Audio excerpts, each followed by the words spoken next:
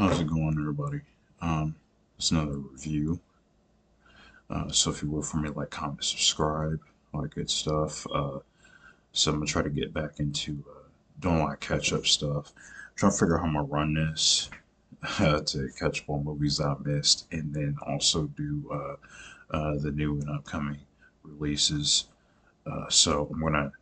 I think I might have an idea for that type of system because there's a lot of movies I do want to actually catch up on that I haven't seen yet, and I want to watch them. So don't worry, more coming out. So uh, this is my review for Wes Anderson's Asteroid City, and believe it or not, this is actually my first Wes Anderson film. I haven't seen any of his movies, to be honest with you. Because every time I've seen him, I always notice the cinematography, everything looks quirky and colorful. Um, and it has a weird indie feel to it. And this movie is really no different. This is this looks everything like a Wes Anderson movie. So if you're a Wes Anderson fan, you'll notice all the quirks and everything like that too. And then in Wes Anderson fashion, the dude is really quirky. The dude is not only really quirky um, and has any feel to his films.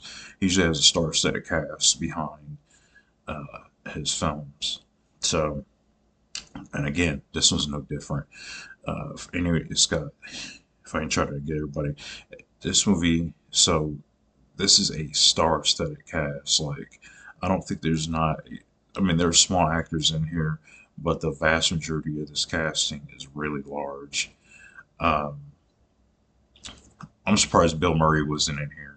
I don't know what it is with Bill Murray because it just seems like every time I see a Wes Anderson movie, I kind of expect, or every time I hear about a Wes Anderson movie, I expect Bill Murray to be in all of them.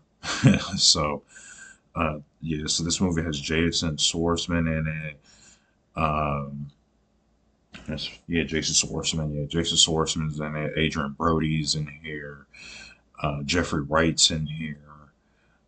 Scarlett Johansson's in here, Margot Robbie, Tom Hanks, uh, Adrian Brody, Rupert Friend is in here. I'm kind of going off this list here because I couldn't remember anybody is in here. Lieb Schreiber, uh, let's see, Edward Norton is in here.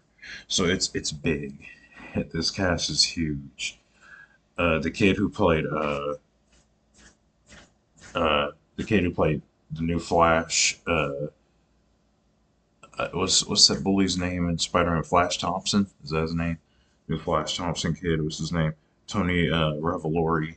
So it's got a big cast in this, and so as for me, as for this being my very first Wes Anderson film, I really do like the look of this movie. This movie looks amazing.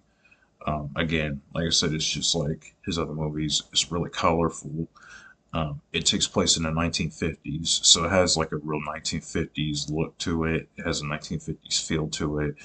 Um, and these people basically they're out here for it's like a junior cadet like science. Um, it's like a science fair. I guess you say it's like a science fair or something like that. Um, I forgot Tilda Swinton is in here too.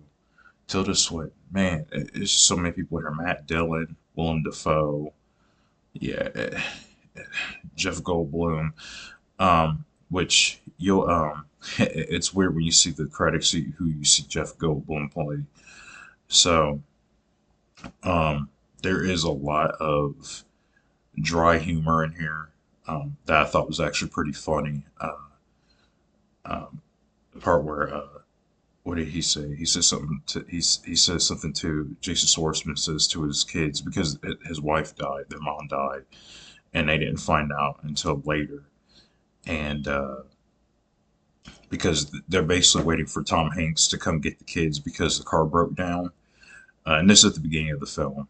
So like he tells the kids like He's like he would tell them something like they went to heaven, or their mom went to heaven or something like that, but they're Episcopalian, which it was kind of funny. Like the humor here is dry, uh, and but I think it works. Um, I really like Jeffrey Wright in here. Jeffrey Wright was funny. Jeffrey Wright had me cracking up. Uh, it's the way he plays on the dry delivery of the entire movie, because everybody in here has like this monotonous kind of like fast talking type speech that I found kind of phenomenal. I kind of found a little unique, and I found it phenomenal. It was hilarious. You just gotta check it out to see for yourself. This isn't gonna turn on a whole lot of people. Um, I will say I was a little confused because I wasn't sure what this movie was really supposed to be about. I did think the plot was a little confusing, but I still found this movie to be pretty enjoyable. Um, and for my first Wes Anderson film, I just thought like the cinematography is beautiful. Uh, things just the way the visuals look. Um, I forgot Bryan Cranston is in this, isn't he? Yeah, Bryan Cranston. He plays the narrator in the movie, and he actually walks on the stage and he starts narrating the movie at the very beginning of the film. So it's got a really huge star-studded cast. As Wes Anderson usually typically does in his movies, like he doesn't have a whole lot of small stars in his movies. So, um, but I did like everyone in here. Again, I like the dry humor, how everyone's so serious. I guess everyone with their serious look and everything, their serious like facial features and stuff like that, their expressions. It honestly, I thought it brought out the humor more. It made it funnier. I like the exchange between Scarlett Johansson and Jason Schwartzman. It was pretty funny. Uh, yeah, I don't know, man. For my first Wes Anderson movie, I like this movie. I really did. I would probably watch it again. Um, like I said, despite it does have like a confusing story, but again, it's more like a it's I think it's less of a story based type film, and it's more of an art house film. It is one of those art house kind of how they call it.